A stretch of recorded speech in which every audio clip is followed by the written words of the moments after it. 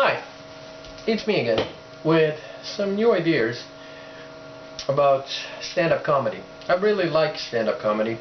I have my favorite stand-up comedy artists, and like for instance the brilliant Mr. Eddie Izzard, or I also quite like Tim Minchin, Dylan Moran, and of George Carlin, old classics. A lot of them.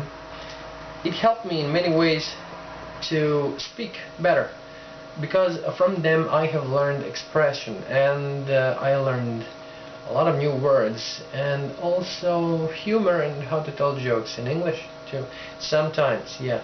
And I had a few times, actually, I have had the opportunity to host my own stand-up comedy show. One would not say from watching my videos, but yeah, that's it. So the first one went amazingly, and it was like on a science convention where there was a gap in the program, and they said, just go up on the stage, do something, talk, you know how to talk. And I did, and the more I talked, the more people just came over there, laughed, and started listening, and actually I did quite well. Next year they wanted to put it in the show. It is the same science fiction convention, and they tried to merge my kind of style and sense and everything with also this other guy who was supposed to be really funny but wasn't, and that was crap. That just, and it was not even in the hall, it was in a tavern, so everybody was drunk. And a lot of people think they're really funny when they're drunk. No, they're not. No, most of them just drunken bastards. Yeah. It's just like when you drink, you think you can dance, your body just kind of naturally responds to music, yeah. It doesn't mean that you're a dancer. It means you're twitching, spasming, or dancing. You could be a dancer, but, alcohol kind of removes the inhibitors.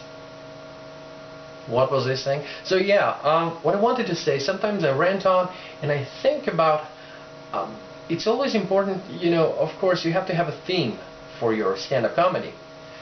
What do you want to talk about? For me, for instance, is my experience with working with people, and especially children, because I'm a kindergarten teacher. Which is weird in itself, but, has its perks. Oh yeah, I mean, I get to play with small cars every day. What was the last time that you did that? Okay, so anyways, that was a part. But you need a good starter. You need a good connection with the audience.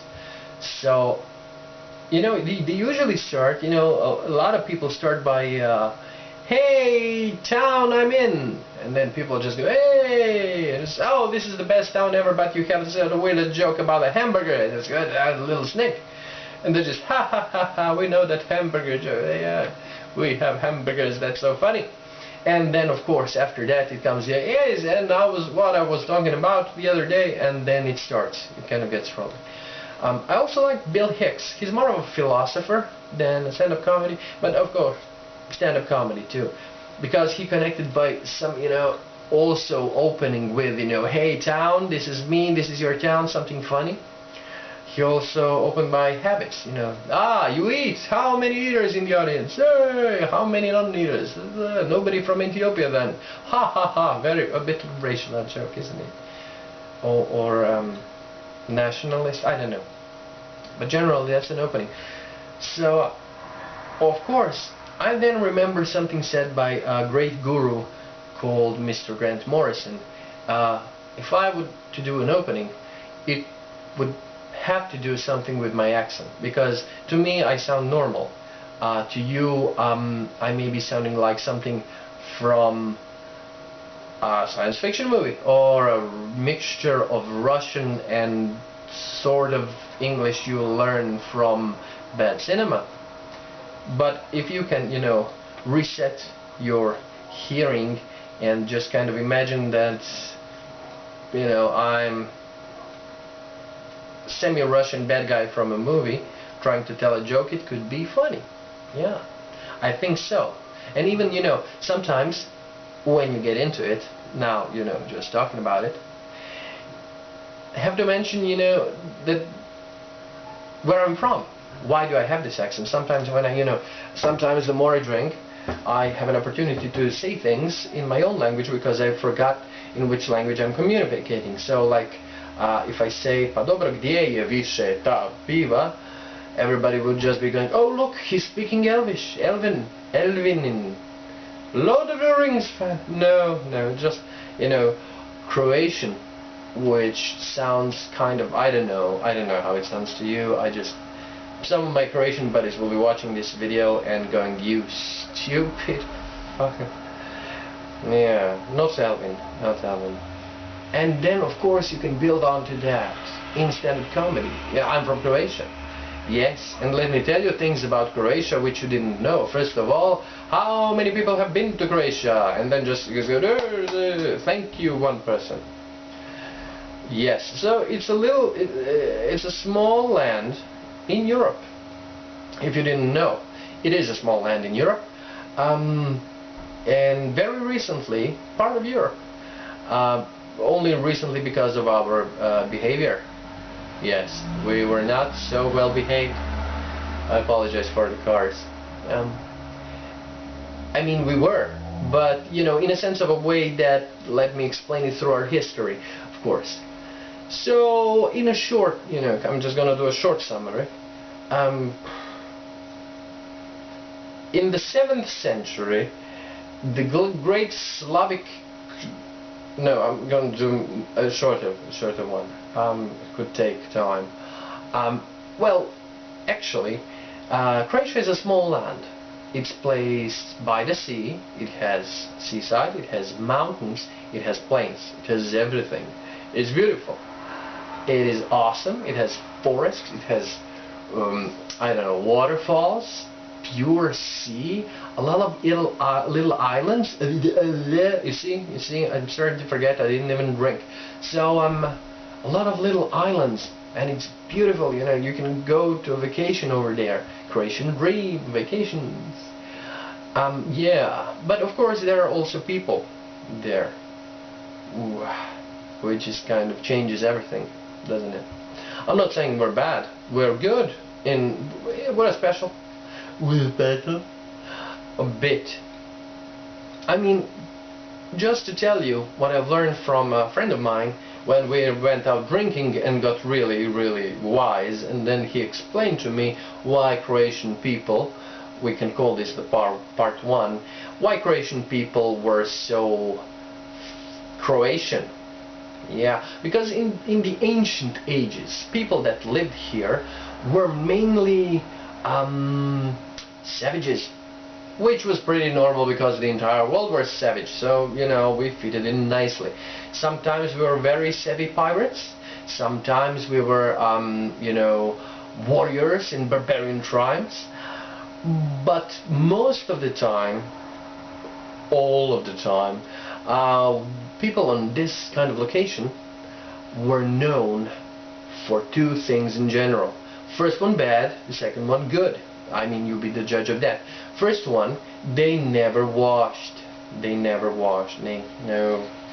It was a tribe that feared water, which was ridiculous because they lived by the sea.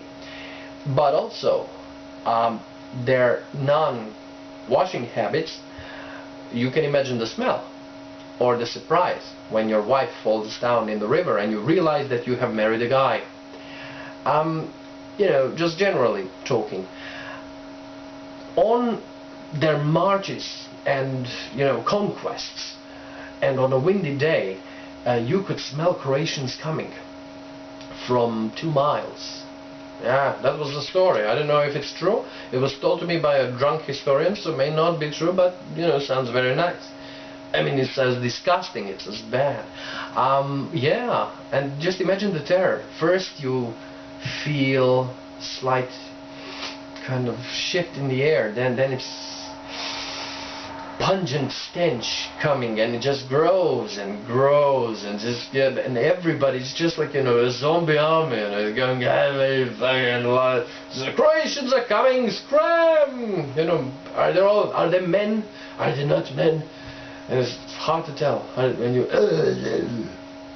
Yeah. The second thing, I don't know, good, bad thing, but the second thing is their invention.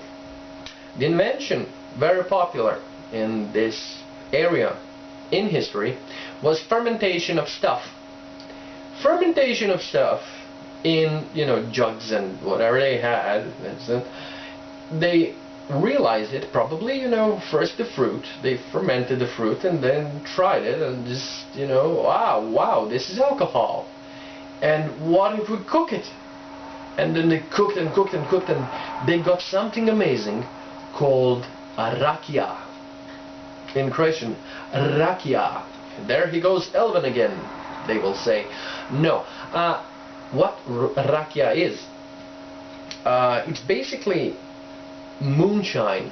It's basically really bad brandy.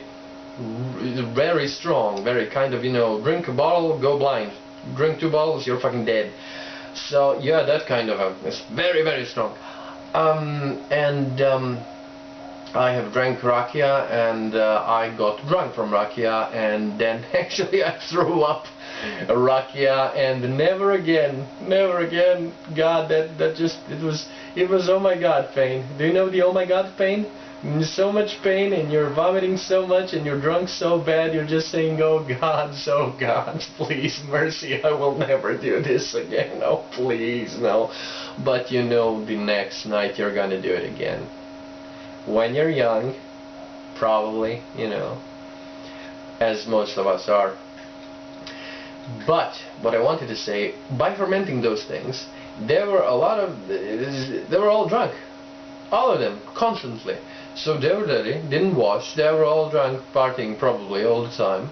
And that's how they merged and survived with everybody else. Imagine that, you know, filthy kind of barbarian hordes living in filthy kind of villages in a nice beautiful land, but smelling bad. And then the Romans came, and Romans said, you know, veni vidi vici, we will conquer this because we vidi and then we vici, and you know, yes, look at the savages in their own filth. And then they discovered the savages can fight. Savages can fight brutally. Savages did things unimaginable, which we will come later in my next episode on, you know, YouTube. And then they said, stop throwing food. No, that's monkeys. Stop, you know, throwing arrows and splinters and chickens and you know, glass covered in shit, everything tetanus. Fuck. What do you want? And they just want to drink. What do you mean? Said the Romans. Yeah, we drink together. It was more like a and it's quod vobiscum, I don't fucking what, and they, you know, drink. And when you drink with somebody, you know, the night of drinking, second night of drinking, the week of drinking, the month of drinking, and when you spend a lot of time drinking with somebody, how can you really go to war with them, you know, seriously? So they came and kind of, you know, just started drinking, and, you know, stayed and mixed with, you know, culture, and then, you know, Celts came, oh yes, and then the Hungarians, you know, came, and ooh, and need more, with the, and, you know, drink with the Hungarians. And they all drank together, and just was entire, you know, melting pot of, you know, Slavs and Romans and Celts and Martians, not Martians, probably, I don't know, a lot of Greeks, and, you know, a lot of people just drinking. Yeah, which has created many problems for Croatians later in life, or, you know, our history, to deduce where the Croatians come from. And that was also a story. All the stories are true. Do we really, are our roots from, you know, Rome or Celts or Libornese or Illyris or elves? I don't know. They all drank together. It's all possible. So yeah, and you know, which is kind of a funny story to tell now, but on the in the colleges in Croatia, the etymologists who study those kind of things, they study ethos, they're just, you know, going crazy. And of course the Nazis, which are very important that we are pure. How is it possible with that amount of alcohol and filth to be pure? I don't know, but it's a funny story. And stick around, I shall tell you more interesting stuff of Croatia.